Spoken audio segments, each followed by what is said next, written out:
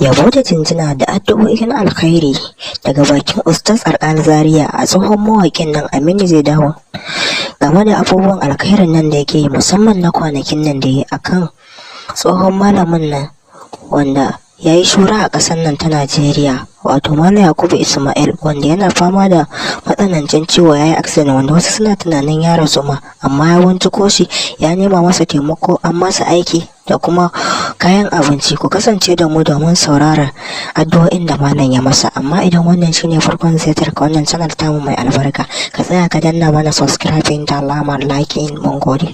من الشيطان الرجيم بسم الله الرحمن الرحيم رب اشرح لي صدري ويسر لي امري واحلل عقدة من لساني يفقهوا قولي.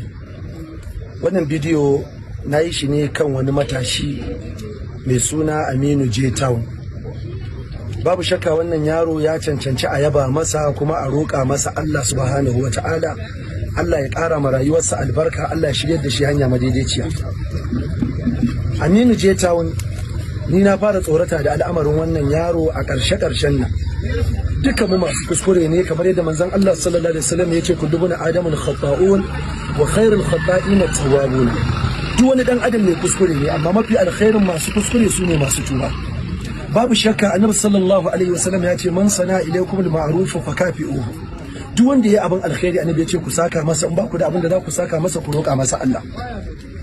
Akwai malam Yakubu Ismail, alaramma ne mahaddacin alqur'ani, malami ne masanin fikihu, malami ne masanin tafsiri. Allah ya jarrabai da hatsarin mota har wasu na ba da ruwayar ya rasu. Amma wannan bawan Allah Aminu J Town sai da ya binciko wannan bawan Allah ya kuma nema masa taimako. Yanzu maganar da ake ciki, ni na ji jawabin malam Yakubu Ismail da bakinsa yana godiya da wannan abu da wannan yaro yayi.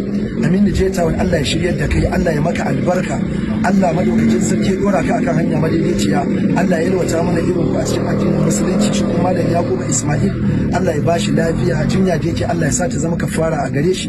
Duk waɗanda suka bada gudunmuwa cikin gida Najeriya da makwabta don samun lafiyar wannan dan uwa namu, malaminmu malam Yakubu Ismail, Allah ya saka mu kowa da alkhairi.